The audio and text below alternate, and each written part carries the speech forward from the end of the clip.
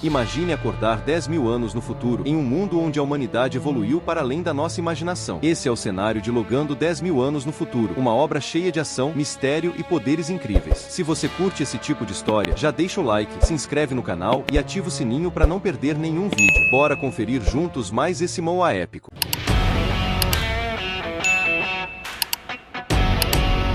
Nada é tão importante quanto uma boa refeição, como disse certa vez um homem sábio chamado Lucian. Depois de passar no centro de missões para receber sua mais recente missão de nível AA, sua primeira prioridade foi chamar um táxi para levá-lo a um restaurante próximo. O local era uma fusão entre o Oriente e o Ocidente, oferecendo de tudo, desde hambúrgueres e bifes. Ele se recordou, há pouco tempo, no centro de missões, quando o atendente da recepção lhe entregou um envelope. Dentro, estavam os detalhes da missão, com instruções rígidas: destruir os documentos após a leitura. Após o briefing, o atendente fez uma pausa, ponderando por um momento, sabendo que aquela era a primeira missão de Lucian e, além disso, sendo de nível AA, advertiu: priorize sempre a segurança. A missão pode falhar, mas sua vida deve ser a prioridade. Enquanto Lucian mordia seu hambúrguer, examinava o conteúdo dos documentos. A missão envolvia uma organização criminosa notória, um grupo de foras da lei violentos, responsáveis por inúmeros crimes graves e carregando o peso de mais de 50 vidas em suas costas, incluindo 30 policiais. A recompensa também era generosa: 10 milhões em dinheiro e 10 créditos por capturar ou eliminar cada membro. Porém, se ele conseguisse derrubar o líder, o prêmio seria 10 vezes maior. Outro papel, incluído no envelope, trazia informações detalhadas sobre seus companheiros de equipe, um estudante e uma estudante. Continha seus perfis completos, armas de combate corpo a corpo e fotografias. Ambos eram estudantes veteranos da Terceira Universidade Divina de Artes Marciais e também artistas marciais de 6º nível. Lucian examinou brevemente os dados, sem demonstrar muita emoção. Depois de memorizar tudo rapidamente, queimou a carta inteira. Terminou sua refeição, soltou um suspiro, torcendo para que esses dois não fossem um estorvo durante a missão. Com o pôr do sol e a lua surgindo no céu, em um beco deserto, uma jovem chamada Chloe, com uma longa e esbelta espada presa à cintura, checava impacientemente o relógio e murmurava: quando esse cara vai aparecer? Ele não tem nenhuma noção de pontualidade. O cheiro de fumaça de cigarro pairava no ar, fazendo-a tossir algumas vezes e tapar o nariz. Ao seu lado, estava seu companheiro, um jovem que deu uma profunda tragada no cigarro antes de jogá-lo despreocupadamente no chão, juntando-se a miríade de outras bitucas espalhadas. Seu nome era Alex. Ele checou o celular e comentou que a hora marcada estava se aproximando. Chloe, misturando irritação com raiva, puxou a gola de Alex, aconselhando-o a fumar menos. Ele,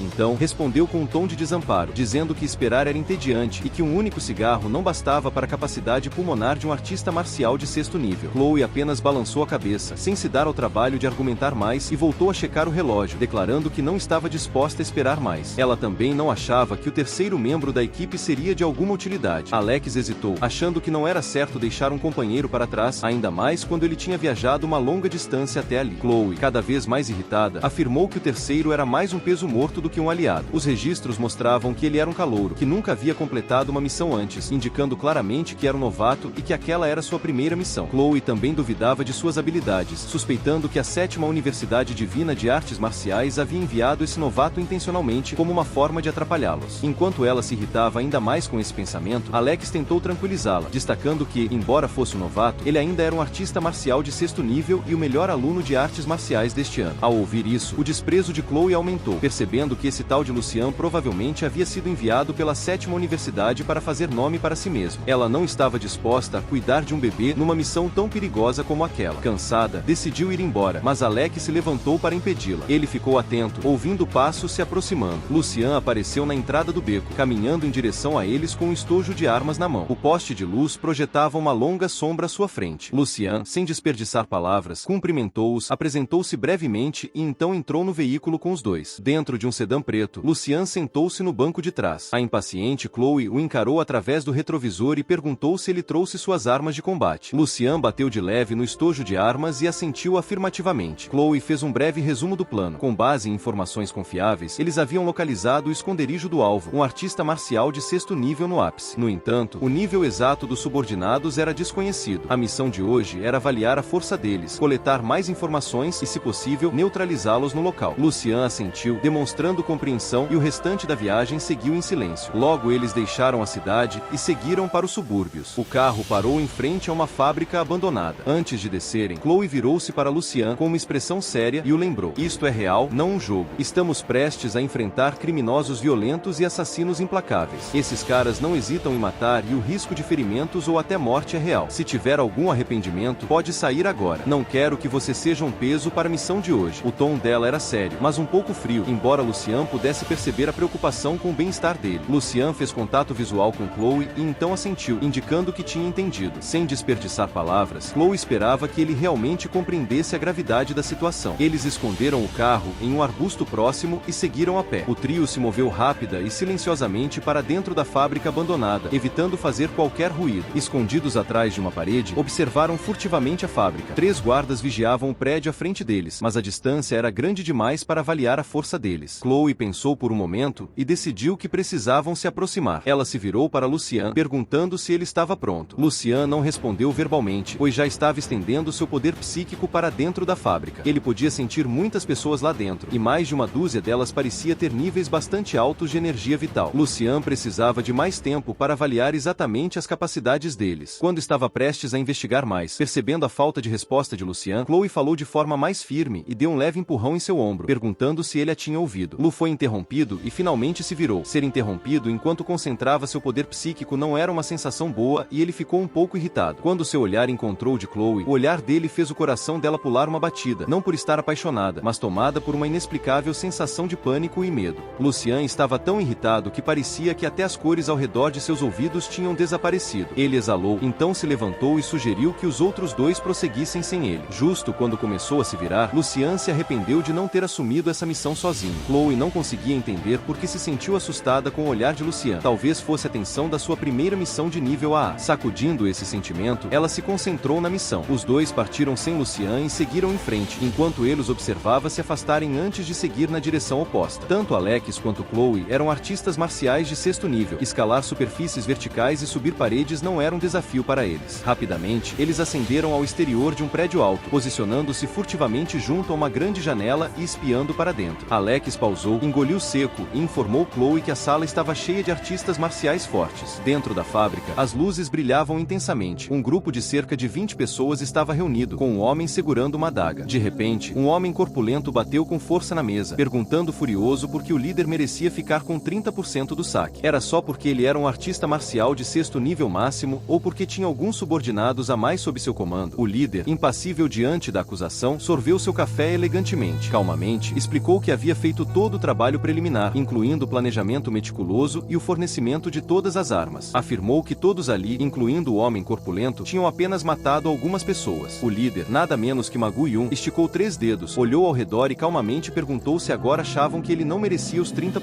O homem corpulento, um pouco menos veemente, ainda balançou a cabeça, sugerindo que uma divisão de 20% seria mais razoável, com o restante distribuído entre o grupo. Caso contrário, poderiam se dispersar ali mesmo. Sua postura encorajou outros na fábrica, e alguns começaram a concordar com ele. Observando a crescente tensão dentro da fábrica, os 2 do lado de fora da janela recuaram silenciosamente. O suor frio escorria por seus rostos, e seus corpos tremiam levemente. Perceberam que isso era mais difícil do que haviam antecipado. Lá dentro havia, no mínimo, um artista marcial de 6º nível máximo, 8 outros de 6º nível e vários outros de 4º e 5º níveis. A situação dentro da fábrica estava por um fio. Eles não quiseram investigar mais, temendo serem pegos. O que viram ali indicava que estavam lidando com, no mínimo, uma missão de nível S. A dupla decidiu se retirar e relatar à universidade, planejando deixar que as autoridades da escola tomassem as decisões. Claramente, aquilo não era algo que os 2 pudessem lidar sozinhos. Enquanto a discussão dentro da fábrica ficava mais acalorada, Chloe e Alex recuaram silenciosamente. Pretendiam voltar pelo mesmo caminho que tinham vindo, mas acabaram esbarrando em alguns homens próximos, bloqueando o caminho. Espera aí, como é que os guardas não viram eles? Isso aqui é lógica de jogo, Esquirim, mas falando sério. Como? Um dos homens começou a xingar, lamentando como aqueles ingratos estavam questionando a decisão do líder de ficar com sua parte merecida. Alguém sentado ao lado dele, que lembrava muito o Major Alex Louis Armstrong, de Fullmetal Alchemist, estava brincando com uma granada de mão e riu, comentando que, depois que eles sequestrassem um veículo de transporte de suprimentos militares que seguia para a linha de frente, o líder deles ascenderia ao posto de grande mestre. E então aqueles ingratos teriam que devolver tudo que tinham pegado. Os 2 começaram a rir alto. Alex e Chloe, escondidos atrás de uma parede próxima, ficaram horrorizados com a conversa. Eles se olharam e, com um rápido aceno, ambos concordaram em mudar a rota de fuga e se retiraram rapidamente. Enquanto corriam, discutiram a informação chocante. O alvo dos criminosos eram os suprimentos militares destinados à linha de frente. Isso explicava a grande concentração desses criminosos de alto nível e o motivo pelo qual seu líder não não se incomodava com o risco de exposição agora fazia sentido. Chloe estremeceu ao imaginar tantos artistas marciais de 6º nível armados, talvez o suficiente para arrasar toda a cidade. Ela não conseguia imaginar o que poderia acontecer se o líder ascendesse ao status de grão-mestre. As consequências eram impensáveis. Com esse pensamento, eles apressaram o retorno para reportar à universidade. Alguns segundos depois, pararam abruptamente e praguejaram em uníssono. Ah, disseram, enquanto batiam as palmas na testa, percebendo que haviam se esquecido de Lucian. A informação recente foi tão chocante que, inadvertidamente, acabaram esquecendo de Lucian, que, para começo de conversa, já não era alguém particularmente notável. De qualquer forma, não tinham escolha. Precisavam mudar o curso e retornar rapidamente para encontrar Lucian. Só podiam rezar para que ele não tivesse sido descoberto por outros. Enquanto isso, nosso garoto Lucian aparecia em frente à entrada, pronto para chutar alguns traseiros. Os sentinelas se viraram para olhá-lo. Os mais musculosos zombaram, dizendo, de onde saiu esse pirralho? Um dos homens se levantou e caminhou em direção a Lucian, mas antes que pudesse dizer uma palavra, Lucian já havia cravado sua lança no pescoço do homem. Ele cuspiu sangue violentamente, o corpo balançando descontroladamente para trás. Sentia que havia um buraco rasgado em sua garganta. Segurando o pescoço, não conseguia estancar o sangramento. Murmurou algumas palavras antes de cair lentamente de costas. Os outros, ao testemunhar essa cena, se levantaram, pegaram suas armas e começaram a xingar, atacando Lucian simultaneamente. Empunhando sua longa lança, Lucian permaneceu calmo e, com um movimento ágil, matou instantaneamente os 3 atacantes. Momentos atrás, ele já havia detectado, através de seus poderes psíquicos, que havia 2 artistas marciais de 6º nível no auge, 8 outros no 6º nível e diversos outros de variados níveis dentro do prédio. Ele então pensou consigo mesmo, já que a missão é tão fácil, não há necessidade de brincarmos de esconde-esconde. Assim que estava prestes a entrar no edifício, o homem musculoso agarrou o tornozelo de Lucian, sangue jorrando pela boca e nariz, enquanto lutava para pronunciar algumas palavras incompreensíveis, aparentemente indicando que o chefe deles iria se vingar. Lucian, no entanto, não lhe deu a chance de terminar. Não sentia piedade por esse lixo e esmagou o pescoço do homem com o pé, negando-lhe as últimas palavras. Observando os corpos no chão, Lucian então analisou sua longa lança. A ponta permanecia tão impecável quanto antes, sem um traço sequer de sangue. Respirou fundo e refletiu. É assim que matar se sente. Naquele momento, os desejos destrutivos e violentos que vinham se acumulando dentro de Lucian dissiparam-se consideravelmente e sua mente ficou mais calma. Fora isso, não experimentou mudanças psicológicas significativas, talvez porque já tivesse derrotado muitos zumbis em seu reino dos sonhos e herdado inúmeras memórias envoltas em sangue e violência, ou talvez fosse simplesmente porque esses homens eram escória, absolutamente perversos e merecedores de seu destino. De qualquer forma, encontrou um slogan adequado e estiloso para expressar seus sentimentos. A justiça pode tardar, mas nunca falha. Ele levantou sua longa lança e continuou em direção ao prédio. Enquanto isso, cerca de 5 minutos antes, dentro do edifício, a discussão não havia cessado. Pelo contrário, intensificara-se. Uma mulher com uma longa cicatriz no rosto bateu furiosamente na mesa, insistindo que merecia uma parte de 20%. O homem musculoso de antes zombou, olhando-a com desdém, e então perguntou de forma sarcástica quem ela achava que era. Com um sorriso malicioso, acrescentou que, se ela realmente quisesse, ele tinha outras coisas para oferecer a ela, enquanto seus olhos percorriam o corpo da mulher. Ele lambeu os lábios e então curvou-se em um sorriso lascivo. A mulher levantou-se furiosa, perguntando ao homem se ele estava cortejando a própria morte. O líder, sentado em sua cadeira, ouvindo a discussão interminável, já havia terminado seu café. De repente, levantou-se de um salto e desapareceu da cadeira num piscar de olhos, atacando o homem musculoso com uma velocidade inacreditável. O homem sequer conseguiu ver os movimentos do líder e foi atingido no estômago antes que pudesse reagir, cambaleando vários passos para trás até cair de joelhos, cuspindo sangue pela boca e nariz. O homem olhou incrédulo para o líder, enquanto a poderosa aura de um artista marcial de 6º nível no auge emanava dele, sua presença ameaçadora envolvendo toda a sala. O local ficou subitamente silencioso. O líder sacudiu a roupa, com o olhar frio percorrendo todos. Ele não queria se repetir. O plano era dele, as armas eram dele, e naquele lugar, ele era o mais forte de todos. Aconselhou que todos simplesmente aceitassem o que ele oferecia,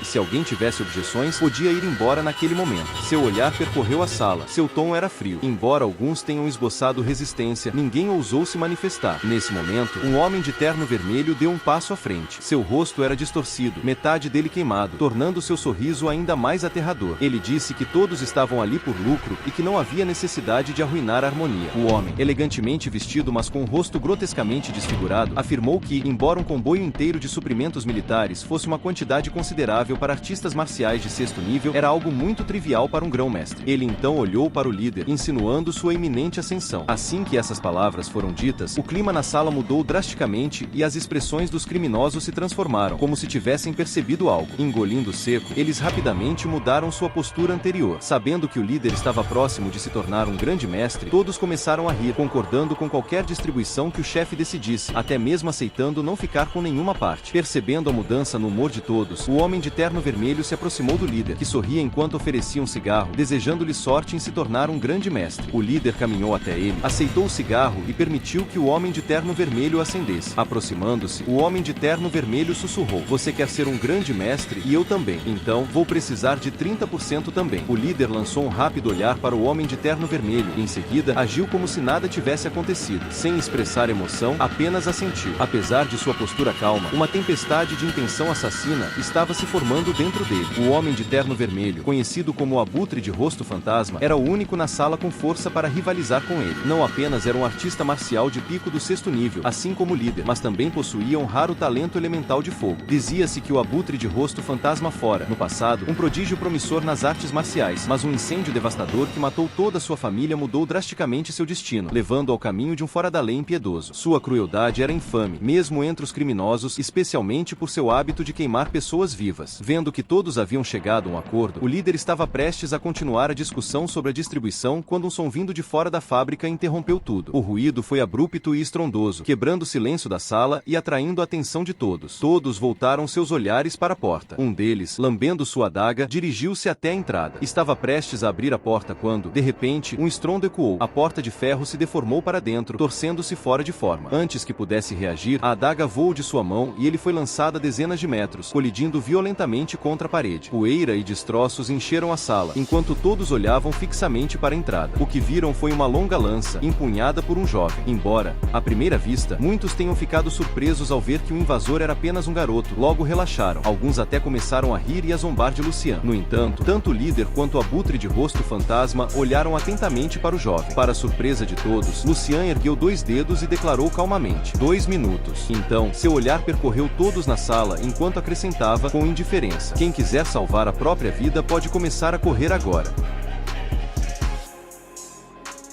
E aí, o que achou dessa história incrível de Logando 10.000 anos no futuro? Se curtiu, não esquece de deixar o like, se inscrever no canal e ativar o sininho para acompanhar mais conteúdos como esse. Muito obrigado por assistir e até o próximo vídeo. Got a monster inside of me, you better watch out if you ignite me. The road ahead of full prophecy to be the greatest beast the world has ever seen. I beat him every day like